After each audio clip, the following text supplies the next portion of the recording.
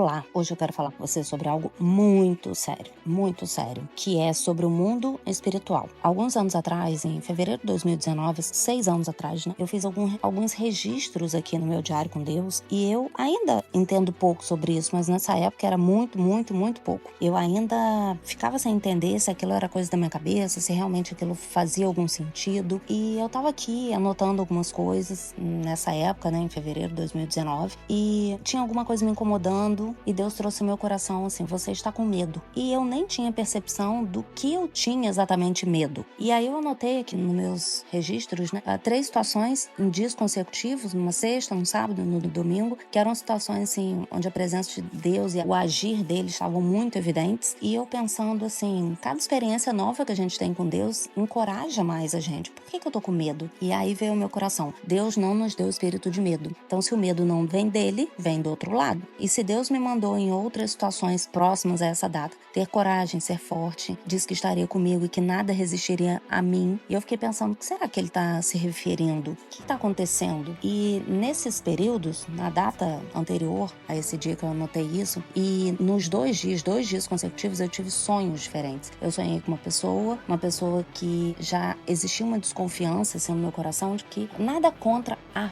pessoa, porque a Bíblia diz que a nossa luta não é contra a carne, mas contra as forças malignas, potestades e pessoas que estão com a casa vazia. Quando elas não se enchem de Deus, é como se a casinha dela espiritual tivesse vazia e qualquer coisa pode ocupar aquilo dali. Então essa pessoa era esse ponto de interrogação para mim. Então eu sonhei com essa pessoa, que essa pessoa estava num lugar e que a partir do momento que ela estava ali, era tudo escuro, tudo preto e branco. E uma pessoa que fazia parte desse lugar, que era uma cristã, tinha se afastado e essa outra pessoa estava lá, tudo preto e branco. Até o edredom era preto. Tudo era assim, perdeu a cor. As flores saíram daquela casa e eu fiquei sem entender muito bem esse sonho. E no dia seguinte, eu sonhei com bala perdida, tiroteio em diferentes ambientes. Qualquer ambiente que eu ia tinha um tiroteio, bomba, todo mundo correndo, mas tinham muitos ataques e nenhum deles atingia mim. E eu comecei a escrever aqui, né? O que significa isso, pai? Eu tô sendo atacada, o inimigo quer me atingir em diferentes áreas da minha vida, mas como no sonho eu também não vou ser atingida, era disso que o Senhor se referia? Era isso que o Senhor se referia e me dizia para ser forte? E aí eu abri a Bíblia, enquanto eu questionava isso tudo com Deus, abri em Mateus 16,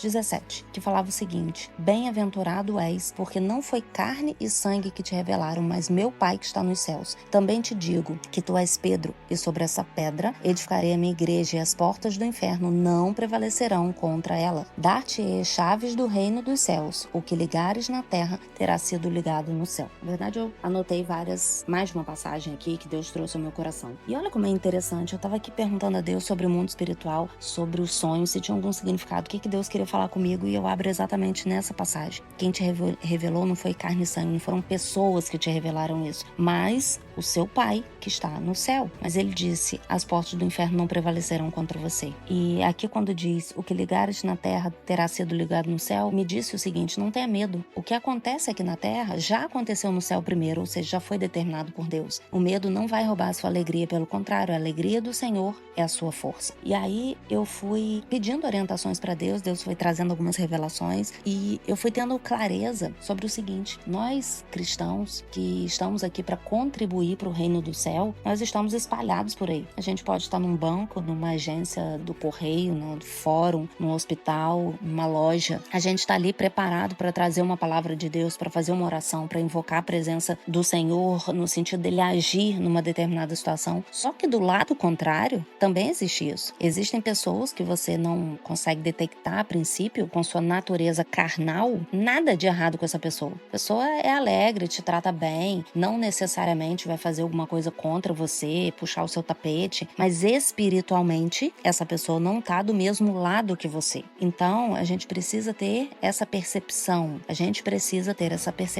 E orar e pedir a Deus que Deus revele não só a você, mas a outras pessoas envolvidas na situação, para que não se torne uma coisa pessoal. Eu não gosto dessa pessoa e ponto.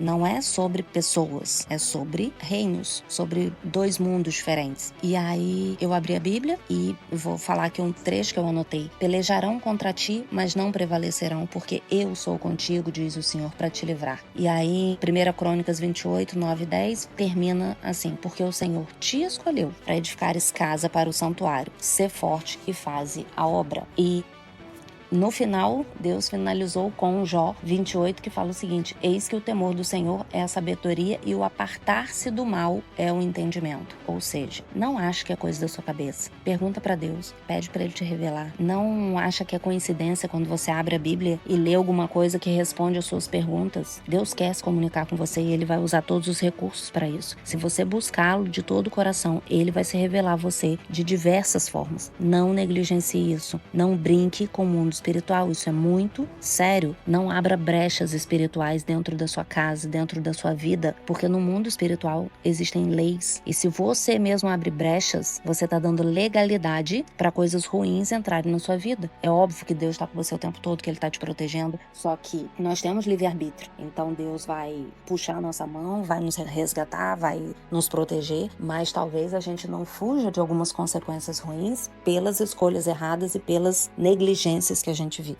Então, meu recado para você é esse: fique atento, busca a palavra de Deus no detalhinho, procura entender sobre o mundo espiritual, porque isso não é brincadeira, é extremamente real. O mundo espiritual é real e convive com tudo que a gente faz aqui no mundo natural. É isso, um beijo.